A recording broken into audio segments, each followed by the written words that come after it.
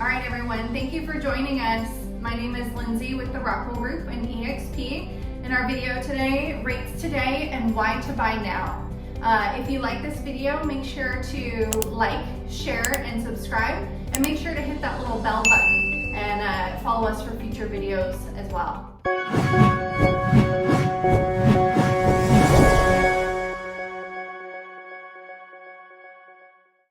In this video today for rates today and why to buy now, you'll be watching myself, Lindsay, with the Rockwell Group, and my guest today is Brian Wilhite. He's with Neat Loans. Welcome. Thank you, Lindsay. Thank you for having me here. So today we're just going to kind of chit chat a little bit about, the difference in the rates and how they've gone up this year and what that means for the buyers in the market. And what might be the most beneficial for the buyers that are looking to actually purchase a home. So we really think that rates today are, even though they're a little bit higher, it's really actually a good time to buy. And Brian's going to tell us a couple different reasons why, and we'll talk about how that affects you in real estate and overall as renters and all of that stuff. So Brian? Yeah, so I think it's a really interesting time we're in right now. We've had the last 7 months of just an incredible headwind. Interest rates have gone up more than they've ever gone up in that short period of time, by far. There's not a period of time in history that has seen the kind of movement that we've had. So if you think of it like an accelerator and a brake in a car, for instance, we basically had someone step on the brake as hard as they could and pull the emergency brake at the same time. Mm-hmm. It's just crazy. That, we believe, now has broken, though. That is subsiding. We've seen what we think could be a peak in interest rates, at least for the foreseeable future. They've come down already a lot from where they were just a month ago. They went up so fast. I don't think they're going to come down as fast. However, they have come down by almost a half a point on loans in a matter of about 2 weeks. And that's a big move in a short period of time. Yeah. So what I think we have is a period where we had about 6 or 7 months of a big headwind, slowed everything down, as you well know. And it's sort of separated the people who really want to sell and people who really want to buy from the craziness that we had that was a real stressful environment before. So it's almost like we've got, we were going down the road 100 miles an hour, now we're down to about 25 and kind of cruising. And so if you're a buyer right now, if you're a renter, for instance, that's looking to buy for your first time, this is the best time. Historically speaking, if you buy when rates are high, because rates do go up and down over 3 to 5 year cycles normally, they don't take it in 6 months. But it's a great time to buy because what happens is the prices reset lower. The person that's selling is really, really motivated to sell. They want to sell if it's listed right now. And as a buyer, you're not competing with hundreds of people for the same offering. You're not going to find a place you love and then get outbid over and over again, which is a terrible experience and very frustrating. Yeah. Now is the time to go out and shop. Rates will go lower. They've already come down in the last couple of weeks. As rates go lower, that's what pushes valuations up. And so as a buyer right now, you purchase now, you're going to be able to negotiate, get a great deal on the home, and then you get into it, and then as rates start to come down, you're going to get an increase in value, and then you can always do a refinance. Right. And you end up lowering your costs per month, and it's a win-win situation. Yeah, and I'll definitely attest to that as well. On the real estate side, one of the things that we've seen is a ton of buyers in the market, obviously in this past year when rates really were super duper low. You had a ton of people in there.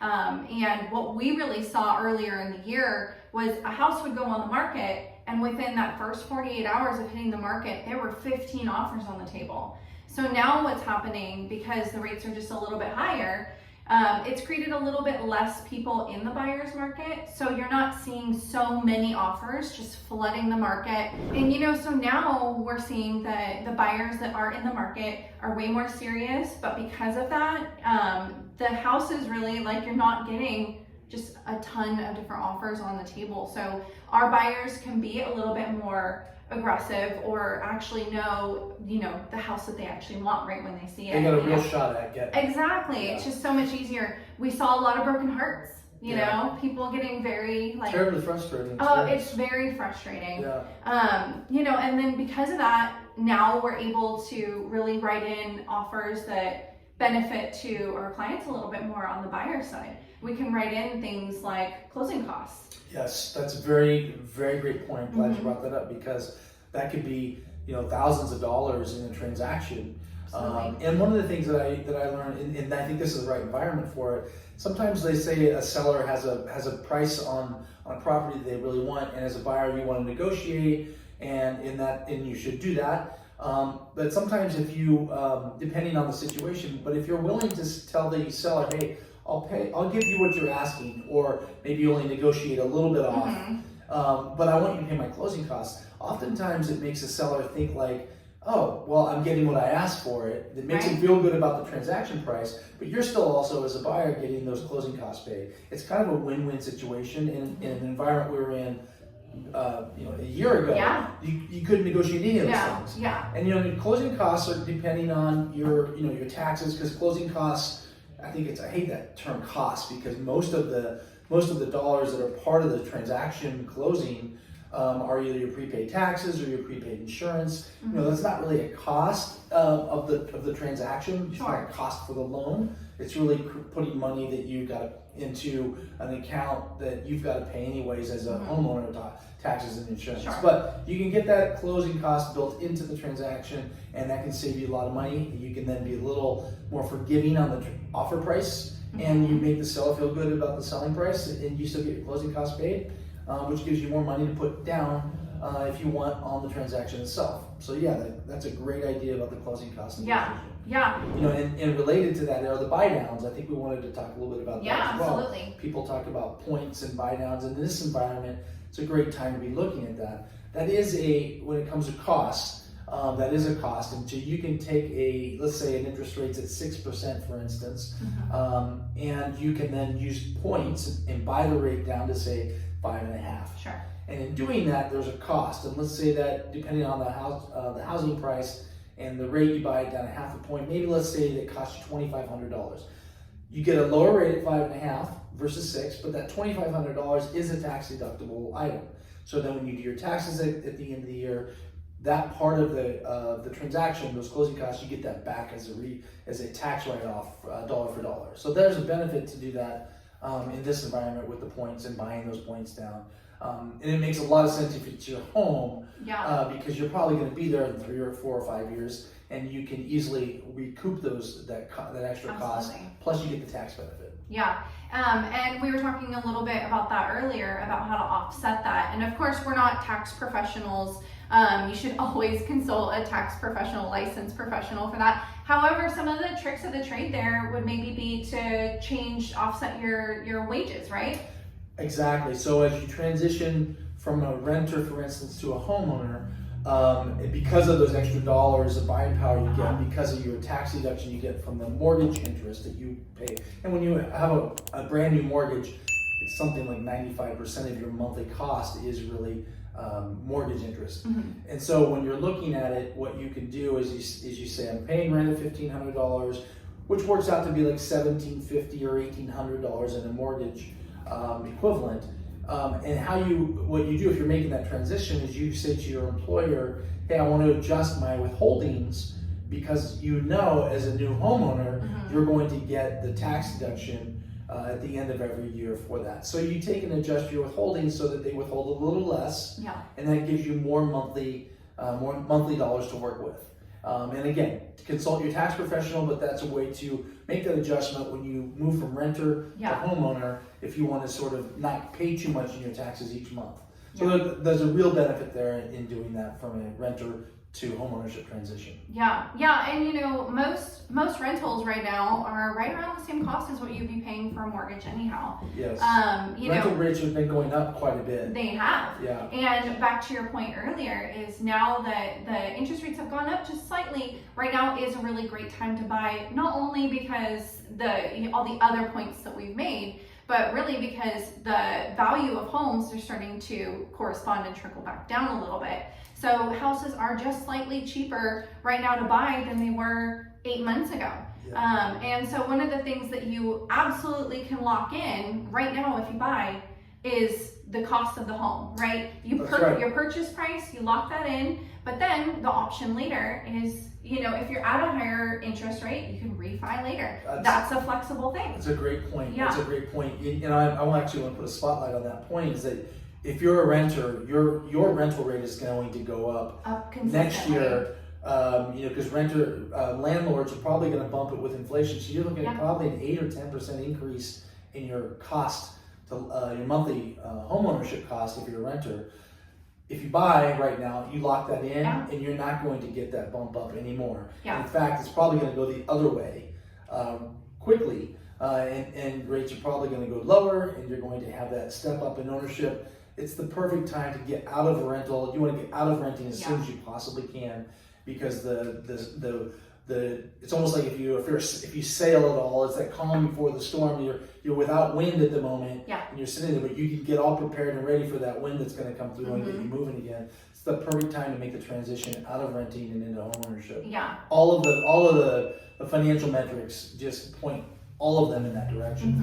Versus if you're buying in that hot market we had a year ago, I mean, it's a little bit like a musical chairs, and when the music stops, you know, you're going to see a correction in the price value.